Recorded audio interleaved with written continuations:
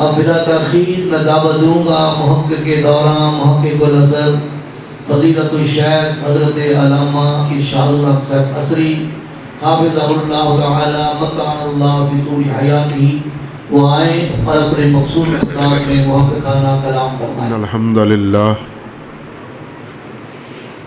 ان الحمد للہ رب العالمین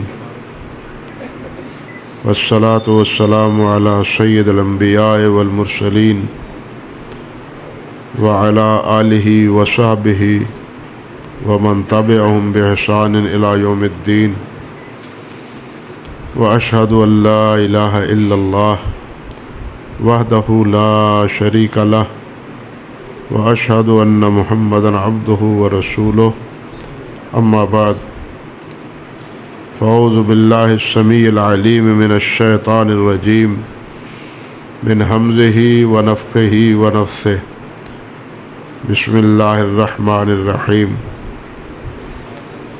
الرحمن علم القرآن خلق الانسان علمہ البیان۔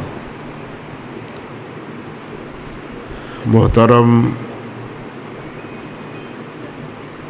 معزز سامعین کرام، عزیز طلباء، دیگر علماء و مشائخ اعظام، مجھ سے پہلے جب میں یہاں حاضر ہوا، ہمارے الجامعۃ السلفیہ کے پرنسپل چودھری محمد یاسین صاحب حافظہ اللہ جس دل سوزی سے دلائل پر مبنی گفتگو فرما رہے تھے، شاید آپ نے اس کی حقیقت کو سمجھا ہے یا نہیں سمجھا، مگر امر واقعہ یہ ہے کہ ان کی گفتگو کے بعد مزید اس حوالے سے کچھ کہنے کی گنجائش انہوں نے نہیں چھوڑی۔ مجھے میرے عزیز، میرے بھائی سلفی صاحب نے حکم فرمایا تھا، تو ان کے گھرانے سے درینہ تعلق کی بنا پر میں حاضر خدمت ہو گیا ہوں، ورنہ میری صحت اجازت نہیں دیتی کہ میں گفتگو کروں یا کوئی مضمون آپ کے سامنے ادا کر سکوں۔ البتہ چند باتیں جو میں نے آیات مبارکہ پڑھی ہیں، ان کے حوالے سے صرف توجہ آپ کو دلانا چاہتا ہوں۔ حالانکہ یہ آیات اگر ان پر تفصیلی گفتگو کی جائے تو ایک ایک آیت ایک ایک موضوع کا تقاضا کرتی۔ الرحمن اپنی جگہ، خلق الانسان اپنی جگہ، علمہ البیان اپنی جگہ، اور اس سے پہلے علمہ القرآن اپنی جگہ۔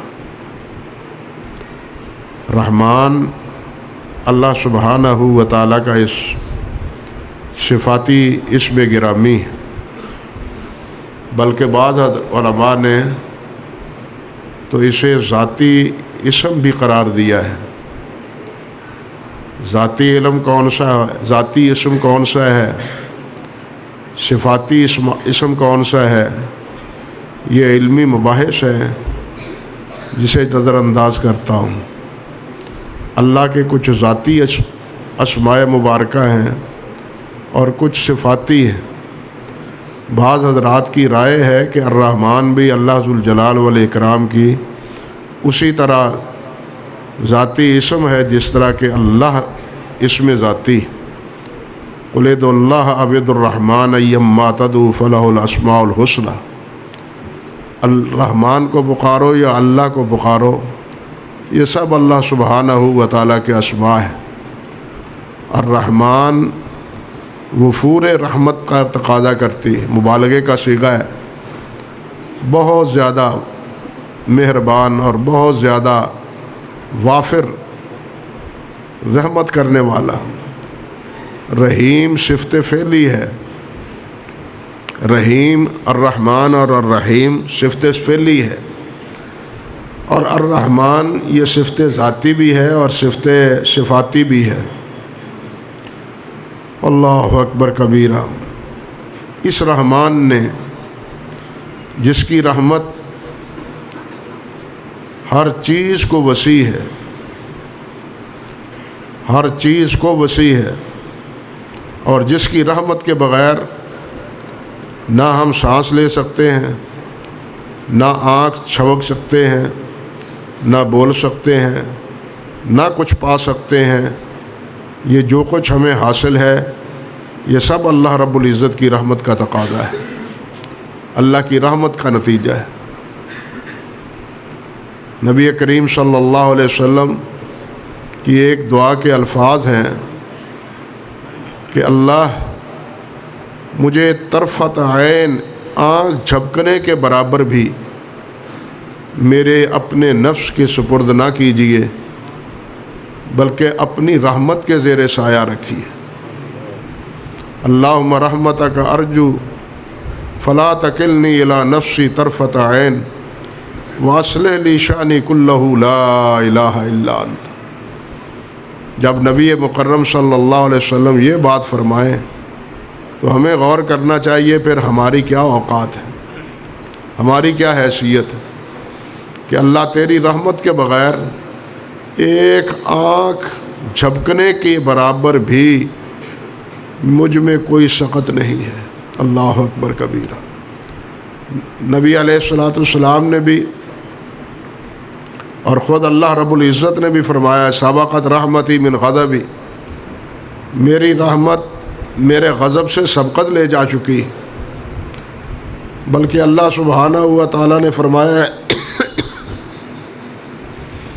کہ زمین و آسمان کے پیدا کرنے سے پہلے جو لوح محفوظ میں اللہ سبحانہ و تعالیٰ نے لکھوایا ہے، اس لوح محفوظ میں اللہ ذوالجلال نے یہ بات لکھی ہے اور لکھوائی ہے کہ سبقت رحمتی من غضب، کہ میری رحمت میرے غضب سے سبقت لے چکی۔ اللہ اکبر کبیرہ۔ غضب یہ اللہ کی ناراضگی ہے، اور رحمت اللہ سبحانہ و تعالیٰ کی عنایت اور اللہ ذوالجلال والاکرام کی توفیق ہے۔ اور اس رحمان نے علم القرآن، قرآن کی تعلیم دی۔ تعلیم تو بہت کچھ ہے، کتنے انواع، کتنے موضوعات، کتنے عناوین ہیں علم کے، لیکن کسی علم کے بارے میں اللہ ذوالجلال والاکرام نے یہ بات نہیں فرمائی اپنی اس صفت کے حوالے سے کہ رحمان وہ ہے جس نے سائنس کا علم تمہیں دیا۔ سائنس نے دیا ہے تو کیا دیا ہے ہمیں؟ سائنس نے بندوں کو مارنے کیا راستہ تلاش کیا ہے؟ بے حیائی کو رواج دیا ہے، آوارگی کا کو پھیلایا ہے، انسانوں کو انسان نہیں حیوان بنایا ہے۔ یہ سب سائنس کر رہی ہے، بلکہ سائنس اب اس سے بھی آگے مرد کو عورت اور عورت کو مرد بنا رہی ہے۔ یہ سب چیزیں سائنس ہمیں دے رہی ہیں۔ سائنس نے کیا دیا ہے ہمیں؟ یہی بتلاتے ہیں یہ کپڑا اچھا ہو گیا ہے۔ جب کپڑا ہم کھدر کا ہمارے بزرگ پہنا کرتے تھے، کپڑا وہ بھی تھا، یہ بھی کپڑا ہے، لیکن یہی کپڑا جب گرمیوں میں آتے ہیں آپ تبدیلی اس کو کرتے ہیں۔ کھدر کا کپڑا سردیوں اور گرمیوں میں دونوں میں استعمال ہوتا تھا، لیکن سائنس کا بنایا ہوا یہ کپڑا سردیوں کا گرمیوں میں نہیں استعمال ہوتا، گرمیوں کا سردیوں میں استعمال نہیں ہوتا۔ یہ فائدہ ہے، یہ نقصان ہے یا فائدہ ہے؟ ایک قمیض سے سال نکل جاتا تھا، اب ایک قمیض نہیں بلکہ سال گزارنے کے لیے بھی 2 قمیضیں کم سے کم رکھنی پڑتی ہیں۔ یہ سائنس نے ہمارا فائدہ دیا ہے، اور سائنس نے یہ فائدہ دیا ہے کہ زمین کا سارا پانی جو ہے نا ناکارہ بنا دیا ہے پورے ملک کا، اور آپ بوتلوں کا پانی پینے پہ مجبور بیٹھے ہیں۔ دریاؤں کا پانی ناکارہ بنا دیا ہے۔ سائنس نے یہ زمین کا بھی پانی اور نہروں ندی نالوں کا بھی پانی وہ سارا جناب برباد کر کے رکھ دیا ہے، پینے کے قابل نہیں رہنے دیا۔ یہ سائنس نے ہمیں دیا ہے۔ یہ امر واقعہ ہے یا نہیں ہے؟ تو یہ سائنس کے بارے میں اللہ نے یہ نہیں فرمایا کہ اللہ نے تمہیں سائنس کا علم دیا ہے، اللہ ذوالجلال نے فلاں فلاں علم تمہیں دیا ہے۔ اللہ نے رحمت کا تقاضا، اپنی رحمت کا وفور رحمت کا تقاضا جو بیان کیا ہے وہ علم القرآن سے دیا ہے۔ قرآن کو کی تعلیم تمہیں دی ہے، اور جس کو اللہ سبحانہ و تعالیٰ قرآن کی تعلیم دیتا ہے اس سے بڑی اور کوئی نعمت اور کوئی علم نہیں ہے۔ حدیث میں آتا ہے نبی علیہ الصلوۃ والسلام نے ارشاد فرمایا خیرکم من تعلم القرآن وعلمہ، تم میں سے بہتر وہ ہے جو قرآن کی تعلیم دیتا ہے اور اس کی تعلیم حاصل کرتا ہے۔ تم میں خیر وہ ہے، بہتر وہ ہے۔ اب میں کیا عرض کروں، قرآن مجید تو ہم پڑھتے نہیں۔ میٹرک کی، ایم اے کیا، بی اے کیا، ایم اے کیا، ایم فل کیا، ڈاکٹریٹ کی، اس کے بعد بھی اعلیٰ تعلیم کے لیے ہم کہتے ہیں جی اعلیٰ تعلیم کے لیے کہاں جا رہے ہیں؟ امریکہ جا رہے ہیں، یورپ جا رہے ہیں، وہاں اعلیٰ تعلیم حاصل کرنے کے لیے۔ مجھے آپ بتلائیں کہ جس تعلیم کو حاصل کرنے کے لیے، جس تعلیم کو اعلیٰ تعلیم کو حاصل کرنے کے لیے آپ لاکھوں روپیہ خرچ کرتے ہیں، آپ ذرا سوچیں کہ اس کو آپ اعلیٰ تعلیم قرار دیتے ہیں، لیکن اللہ رب العزت اور اللہ کے پیارے پیغمبر صلی اللہ علیہ وسلم اعلیٰ تعلیم کس کو کہتے ہیں؟ قرآن کی تعلیم کو۔ ہمیں سوچنا چاہیے، اپنی فکر کو بدلنا چاہیے کہ جس کو ہم اعلیٰ تعلیم دیتے ہیں اللہ تعالیٰ نے اس کو اعلیٰ تعلیم قرار نہیں دیا۔ وہ تعلیم اب انسان کو حیوان بنا رہی ہے، لیکن یہ اعلیٰ تعلیم جو ہے یہ انسان کو انسان بناتی ہے، بلکہ ایسا انسان بناتی ہے کہ فرشتوں سے جو بہتر ثابت ہوتا ہے، یعنی ایسا انسان بناتی ہے جو فرشتوں سے بہتر ہوتا ہے۔ اور یہاں علم القرآن خلق الانسان، جس طرح سب تعلیموں سے سب سے اچھی تعلیم قرآن کی ہے، اسی طرح ساری مخلوق میں سے انسان سب سے اچھی مخلوق۔ انسان ہی واحد مخلوق ہے کہ جس کے بارے میں اللہ سبحانہ و تعالیٰ نے فرمایا ہے کہ ہم نے انسان کو احسن تقویم فرمایا ہے، بہترین تقویم اللہ ذوالجلال نے انسان کو عطا فرمائی ہے۔ کسی مخلوق کو، نہ فرشتے کو، نہ جنوں کو، نہ کسی اور مخلوق کو حسن احسن تقویم کا شرف اللہ سبحانہ و تعالیٰ نے نہیں بنایا، بلکہ اس کا شرف اللہ ذوالجلال نے انسان کو بنایا ہے۔ اور انسان کے بارے میں بھی اگلی بات کیا کی؟ علمہ البیان، کہ اس کو قوت بیان عطا فرمائی ہے۔ یہ لوگوں کی بات سمجھتا ہے، دوسروں کی بات سمجھتا ہے اور سمجھ کے اس کا جواب دیتا ہے۔ یہ قوت بیان اس کو حاصل ہے۔ بات کرنا، یہ دوسرے مخلوق بھی بات کرتی ہے، دوسری مخلوق بھی بات کرتی ہے، لیکن انسان جو بات کرتا ہے یہ حیوانات یا دوسروں کے مقابلے میں یہ ایسا ہے کہ وہ دوسروں کا کلام سمجھتا بھی ہے اور اس کو اس کا جواب بھی دیتا ہے۔ یہ تخصیص ہے گویا کہ اس سورت کی ابتدا میں سب سے اعلیٰ تعلیم قرآن کی الرحمن نے، سب سے اعلیٰ سب سے افضل انسان کس نے پیدا کیا؟ رحمان نے۔ انسان کو پھر سب سے زیادہ نعمت جو عطا فرمائی وہ قوت بیان عطا فرمائی وہ انسان کو۔ گویا یہ تینوں نعمتیں ذکر کر کے اللہ سبحانہ و تعالیٰ نے فرمایا ہے کہ یہ تینوں نعمتیں میری رحمانیت کا نتیجہ ہیں، میری رحمانیت کا نتیجہ ہیں کہ میں نے انہیں یہ نعمتیں عطا فرمائی ہیں، لیکن ہم ان نعمتوں کو حاصل کرنے کی کوشش نہیں کرتے۔ قرآن مجید ہم میں پڑھے ہوئے کتنے ہیں؟ سوچ لیں، قرآن کی طرح پڑھتے ہیں ہم، بلکہ کلمہ پڑھنے والے کتنے افراد ہیں، قرآن پڑھنے والے کتنے افراد ہیں، پھر قرآن کو سمجھنے والے کتنے افراد ہیں، پھر آگے قرآن پر عمل کرنے کے والے کتنے افراد ہیں.